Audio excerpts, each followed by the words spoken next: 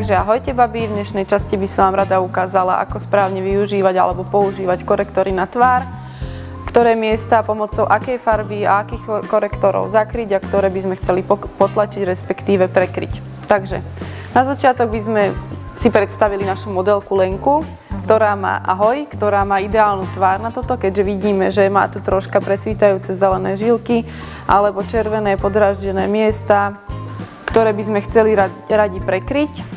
Takže ako prvé by som vám ukázala pomocou štetca značky e.l.f.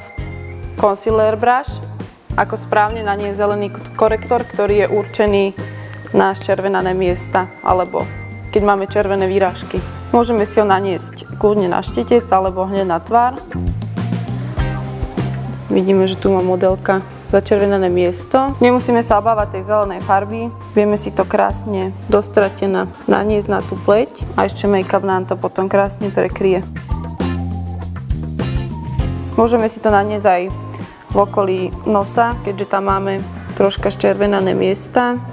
Je taktiež hodný, aj keď mnohé ženy majú popraskané červené žilky, že nám to moc presvíta na tej pokožke. Vidíme, že naša modelka má túto na špičke nosa a vieme si to krásne zatrieť.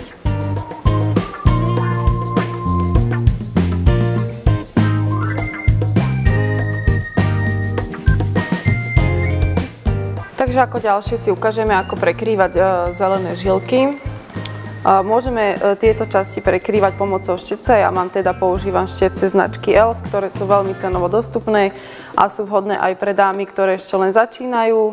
A je veľmi dobre ich používať, pretože pomocou nich vieme tie korektory veľmi dobre zapracovať. Môžeme nanášať aj pomocou prsta, ale teda tie štetce sú o mnoho lepšie, vieme to krajšie vypracovať.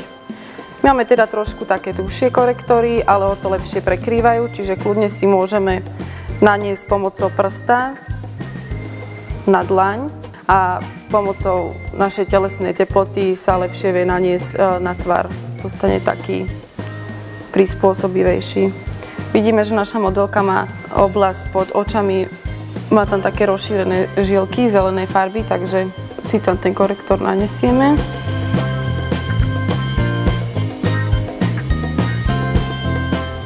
A môžeme si všimnúť, že nám to krásne prekrylo. Tuto nám dosť výrazne presvítajú a tuto už ich máme prekryté.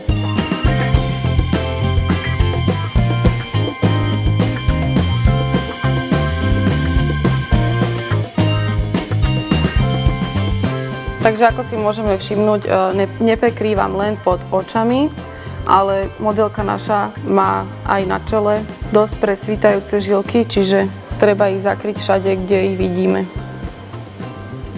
Ďalej si ukážeme, ako niektoré miesta môžeme vyzdvihnúť. Väčšinou chceme poukázať na túto časť v oblasti čela, čiže robíme si také trojuholníčky a potom vykonturovať môžeme túto časť pod lícnou kosťou, aby nám vlastne tá lícna časť vystúpila viac do popredia. Potom, ak vidíme, že modelka napríklad má túto troška kútiky, tak aj sem si môžeme ponanášať tmavý korektor a tým pádom sa vlastne to čelo opticky zmenší. Vlastne tam, kde dávame bledú farbu, tak zvýrazňujeme tú časť tváre a tam, kde máme nejaké nedokonalosti, ako napríklad tuná, tak potlačame tú časť, aby sa to opticky zmenšilo.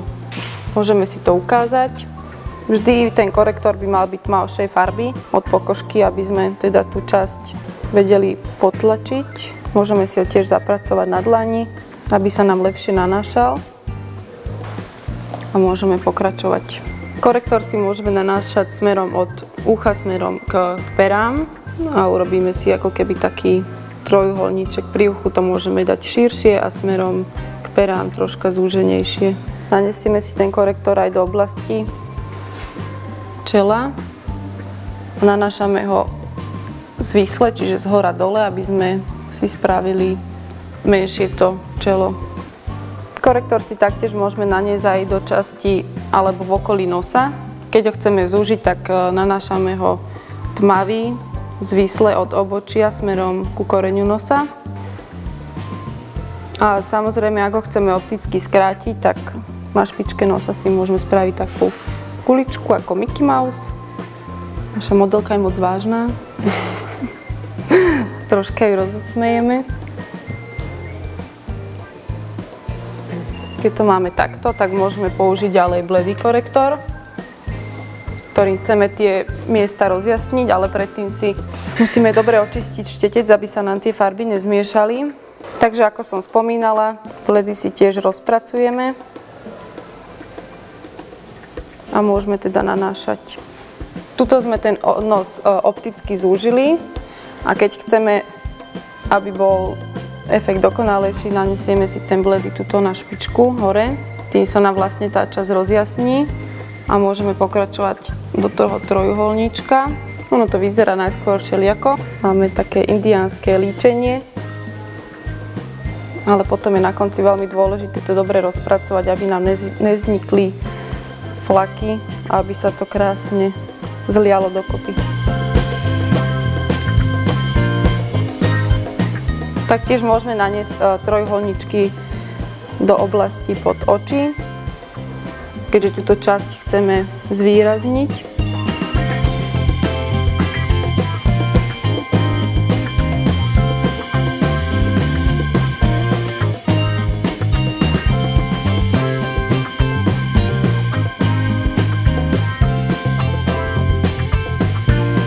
Môžeme si opticky rozjasniť aj teda bradu, keďže naša modelka ju má takú menšiu.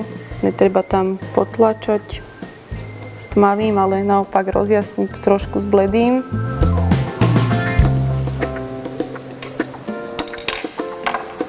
A teraz pomocou štetca si môžeme tie korektory teraz rozpracovať krúživými pohybmi, samozrejme. A nemusíme sa vôbec obávať dobre votrieť aj tie korektory do vlasov, ono nám ich nezafarbí, ale aby sme si tam nespôsobili taký sek, potom to vyzerá neesteticky a vyzerá, ako keby sme mali na tvári masku. Takže je veľmi dôležité, netreba sa pri tomto ponáhľať, aby sme krásne zapracovali tie korektory do tváre a aby sme vlastne vykonturovali tie miesta, ktoré sme chceli a vyzdvihli tú ženskú krásu.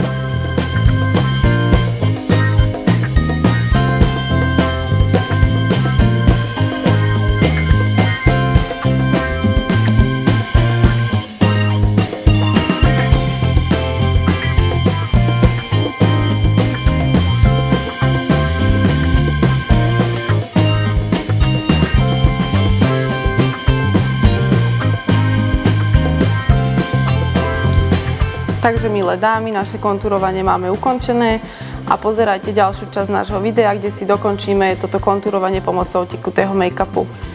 Takže ahojte, zdraví vás Kika. A Lenka. Čaute. Čaute.